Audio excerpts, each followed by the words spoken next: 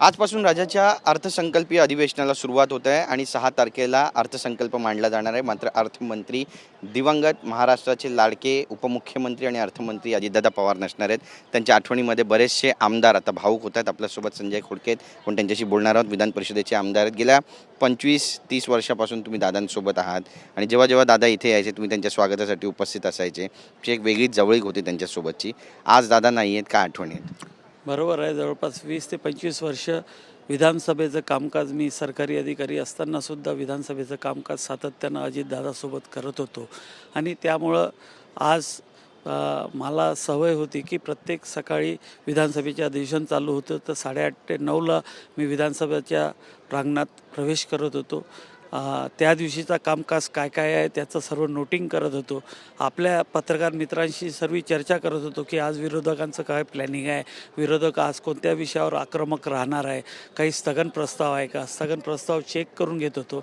आणि ज्यावेळेस दादाची विधानसभेच्या गेटवर एंट्री होत होती तिथं दादांना रिसिव्ह करायला जात होतो आणि दादांना आज विधानसभेच्या कामकाजामध्ये काय काय होणार आहे, विरोधी पक्षांची काय रणनीती आहे, आपण काय करायला पाहिजे याची चर्चा आम्ही विधानसभेच्या हाऊसमध्ये जायपर्यंत आम्ही दादा करत होतो. हे सातत्यानं 20 ते 25 वर्ष मी करत आलेलो आहे. त्यामुळं आज माझ्या भावना एक वेगळ्या आहे की जरी आज सकाळी 9 वाजता इथं आलो असलो तरी दादा आज नसतील. मला घ्यायला जायचा प्रश्न निर्माण झालेला आहे. परंतु आमच्या आग्रहास्तव माननीय उपमुख्यमंत्री सुनेत्रा वहिनी यांनी उपमुख्यमंत्री पदाची शपथ घेतली आणि आज 10:30 वाजता आम्ही सर्व विधानसभेचे आणि विधान परिषदेचे सदस्य त्यांना आमच्या गेटवर ज्या आमच्या भावना अजितदादाच्या संदर्भात होत्या त्यांना रिसिव्ह करायसाठी गेटवरून विधानसभेच्या सभागृहात त्यांना घेऊन जाणार आहोत.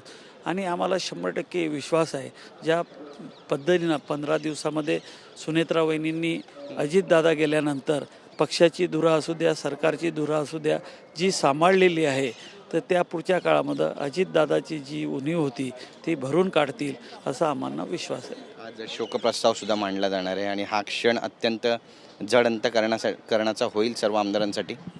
बरोबर आहे, कारण की प्रत्येकाच्या अजितदादासोबत जुळलेल्या भावना आहे, काही प्रसंग आहे, काही घटना आहे, त्याचा उजाळा 100% आज होणार आहे. परंतु ज्यावेळेस अजितदादावर हे सर्व भाषणं होत राहतील, आमच्यासारखे 20-25 वर्ष सातत्यानं त्यांच्यासोबत सावलीमध्ये असणाऱ्या लोकांच्या भावना ह्या फार वेगळ्या पद्धतीच्या राहणार आहे. आम्ही ते कशा पद्धतीनं आम्ही सहन करू आम्हाला माहीत, कारण की आमचा नेता, आमचा बाप आज आमच्यामध्ये राहत नसणार आहे. आम्ही त्याच्यासोबत 20-25 वर्ष चांगल्या पद्धतीनं आणि त्यांनी आम्हाला सर्वांना सांभाळून घेतलं होतं.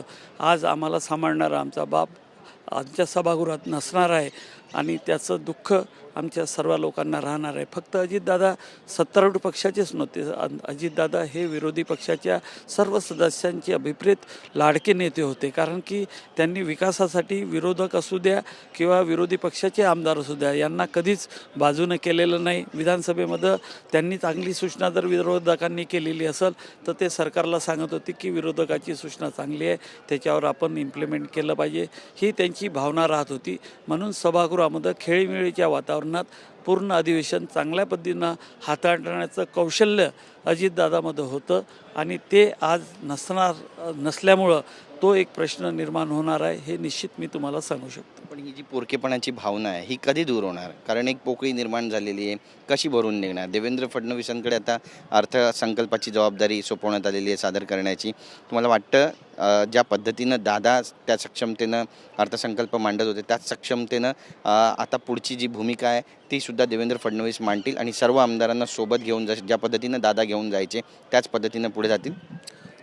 बरोबर आहे, कारण की अर्थसंकल्प तरी अजितदादा मांडत होते. तर अर्थसंकल्पाची जी प्रक्रिया आहे सर्व मंत्र्यांना विश्वासात घेऊन त्यांना त्यांच्या खात्यासाठी लागणारा निधी, त्यांना काय काय लागणार आहे ही चर्चा करून अर्थसंकल्प सादर होत होता. त्यातली बरीचशी तयारी अजितदादांनी या 12व्या अर्थसंकल्पाची केलेली होती. त्या सर्व तयारीला घेऊन माननीय मुख्यमंत्र्यांनी सुद्धा सर्व मंत्र्यांशी आणि सर्व मंत्रिमंडळाशी चर्चा करून दादाला अभिप्रेत असलेला अर्थसंकल्प, दादाला एक श्रद्धांजली म्हणून सादर होणारा हा अर्थसंकल्प राहील आणि त्यावर अजितदादाची छाप 100% राहील असा आम्हाला विश्वास आहे. माननीय मुख्यमंत्रीसुद्धा अनुभवी आहे, त्यांना सर्व अनुभव आहे, ते त्याच पद्धतीनं अर्थसंकल्प सर्व महाराष्ट्राच्या जनतेला सर्व घटकांना न्याय देण्याचा अर्थसंकल्प सादर करतील, जसा दादा सादर करत होते असा आम्हाला विश्वास आहे. नक्कीच आज सर्वपक्षीय सभेचं आयोजन करण्यात आलेलं आहे आणि शोकसभेचं हे आयोजन आहे. बरेचसे उद्योगपती, बरेचसे नेते आणि दादांना 67 वर्षापासून जे जे ओळखत होते ते सगळे उपस्थित राहतील. हा सुद्धा क्षण तितकाच भावनिक असणार आहे. बरोबर आहे, कारण की दादाचं 67 वर्ष वय झालं होतं. जवळपास 30 ते 35 वर्ष त्यांच्या राजकीय कारकिर्दीला झालेले आहे. त्याच्यात वेगवेगळ्या घटकांसोबत त्यांचा संबंध आलेला आहे.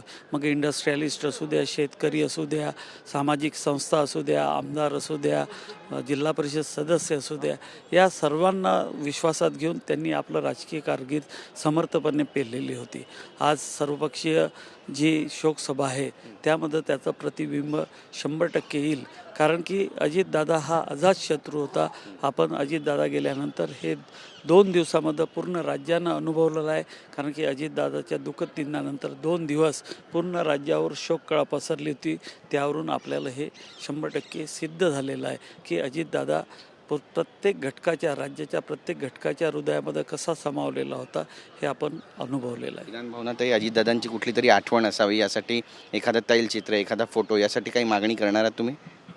या संदर्भात सर्वपक्षीय नेते एकत्रित बसून 100% अजितदादाची आठवण या विधानमंडळाच्या परिसरात सातत्यानं राहिली पाहिजे, यासाठी सर्व पक्षीय मिळून आम्ही सर्वजण मुख्यमंत्र्यांशी चर्चा करून त्यावर काय असू शकते की ज्यामुळं अजितदादांची आठवण या विधानभवनाला राहील, त्या संदर्भात आम्ही चर्चा करणार आहोत. नक्कीच. एक शेवटचा प्रश्न आहे, राजकीय प्रश्न आहे.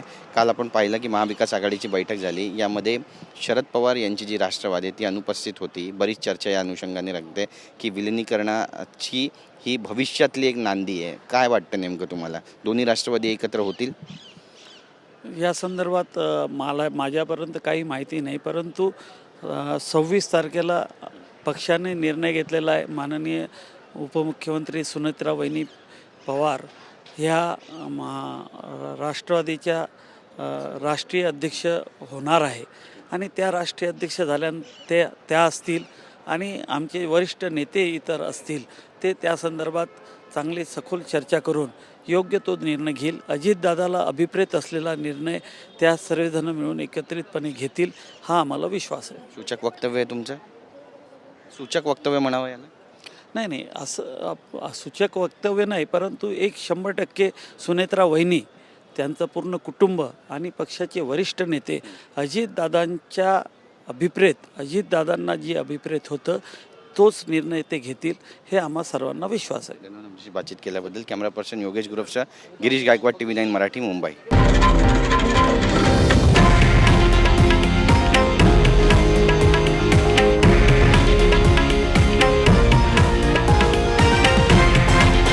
हे आहे देशातील नंबर 1 न्यूज नेटवर्क आणि आपण पाहत आहात TV9 मराठी, एकमेव.